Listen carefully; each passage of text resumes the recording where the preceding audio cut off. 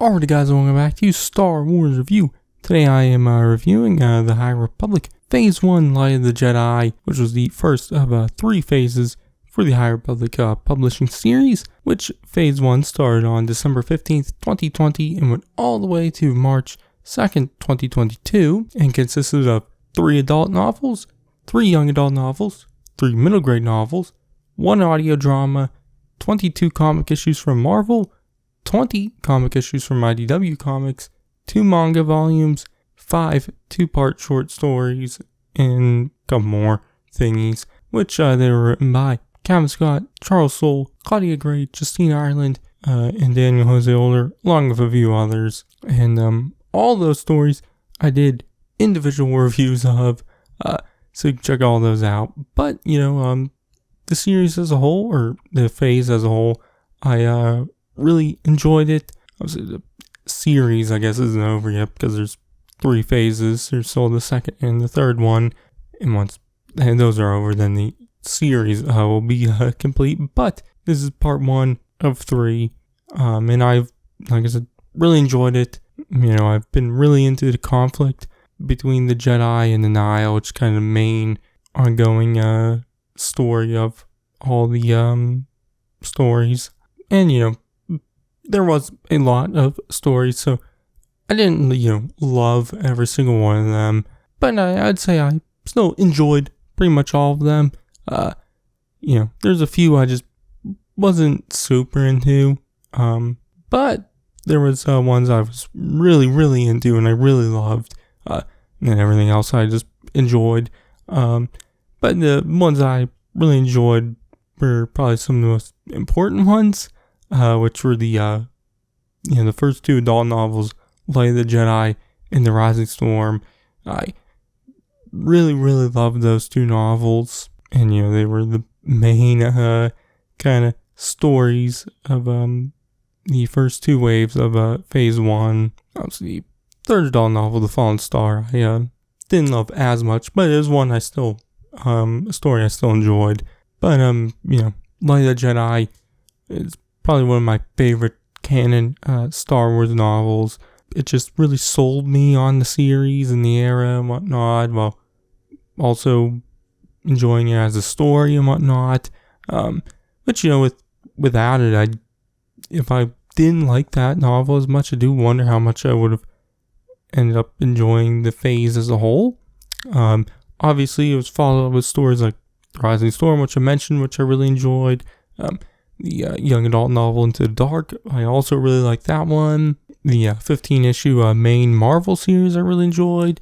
The 5-issue Marvel miniseries, Trail of Shadows, I also really liked. All while having, a bunch of other stories I still, enjoyed. So I still liked a good bit, but I do wonder if I, didn't like Light of the Jedi, the first novel, if I would have ended up enjoying those stories. But that's not the case. One thing I will say, there is a lot of stories, so I definitely do understand if people aren't as, I guess, into or dedicated, I guess, to understanding everything and which stories to read and whatnot. I can definitely understand that it can be a little hard to read everything, which I would, also just understanding the order you need to read everything in, which I would say the best order is release order, which the easiest way I'd say to be able to find that is on this going on Wikipedia. I believe this is on the High Republic article. They had all the Phase 1 stories listed in release order, and so I feel like that's probably the best way to read it. I'd say the stuff you can probably skip is the short stories, or Starlight as the kind of title of all of them. Those are probably the least important stories. They're the most skippable. But I would say the stories you really need to read the most, the main 3 adult novels, which are Light of the Jedi, The Rise of Storm, and The Fallen Star. So yeah, I do understand that. But, I did find it satisfying reading everything. But, one thing I do wish was phase 1 is that maybe it was just a little longer, I guess. Maybe one more wave of stories. Spent more time with it before, because in phase 2, it's going back in time.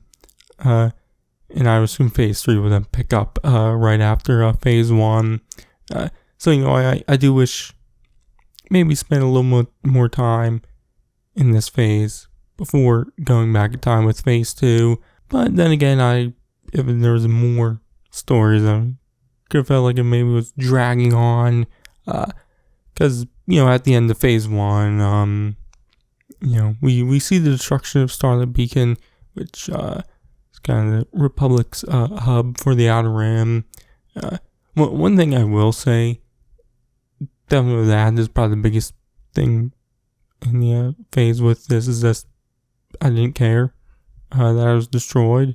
Out of anything, probably the one thing I just didn't care about the most. Just wish we spent more time there, because throughout phase 1 it's definitely present, but there's never really time spent there a whole lot. But the end of this phase, there is a reveal of these mysterious creatures called the Nameless. So, it's definitely kind of throughout phase 1, definitely in Light of the Jedi and The Rise of Storm, kind of slowly teased. So I do feel like maybe it could have dragged out a little too long there. So that, it does make sense to me. But there was another evil creature. These plant-like creatures called the Drengir. I do wish we also kind of spend maybe a little more time with them. It's really only about half of the phase they're kind of present. And, even though the stories are present, which is definitely the most, is Into the Dark in the Marvel series.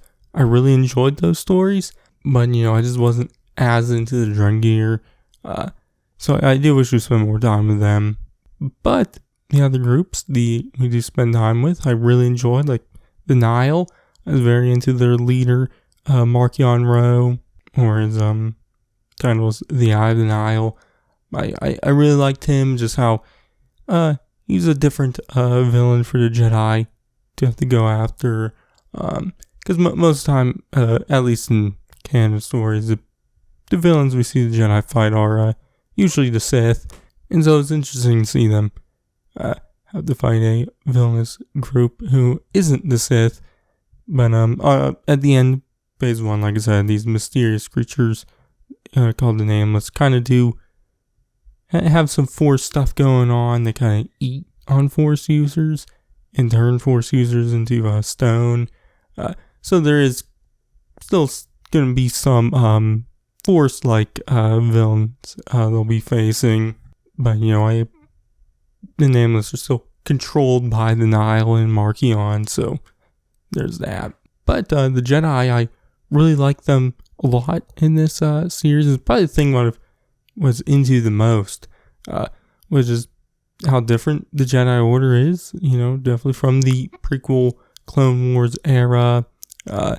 We see them being maybe just a little less strict. Obviously, there's still stuff like, attachment, being forbidden. But, during the prequel era, it seems like that's kind of a terrible thing to do. Where in this era, it seems like it's not as terrible. Just, it's something that's not really allowed, but, you won't be, seemingly treated like a terrible person for doing it. But there's other stuff too, whatnot. Just, the way that Jedi dress and whatnot, just their, robes and also their lightsabers. There's some more personalized stuff to it where, the prequels, I guess, is not as much. Just a little more strict. So I enjoyed seeing the Jedi in a different way, but still similar. So yeah, but all in all, that's really all I gotta say right now. I've done reviews for each and every single story for phase 1. I've talked a lot about phase 1. So, I don't know how many videos I've done. I obviously every single story, which probably I think it's probably around 80 some videos. So I've talked about it a lot, but yeah, that's just this is kind of some of my broad, thoughts about the phase. There's probably more I could say, but right now I really enjoyed it, and I'm excited for phase 2 and 3. So yeah, but anyways, that's gonna be it for this one. I'll be doing reviews of phase 2 stories, and then eventually phase 3 once that starts. So you can check those out then. But in the meantime, I've been Sarzu, and I'll catch you guys in the next one.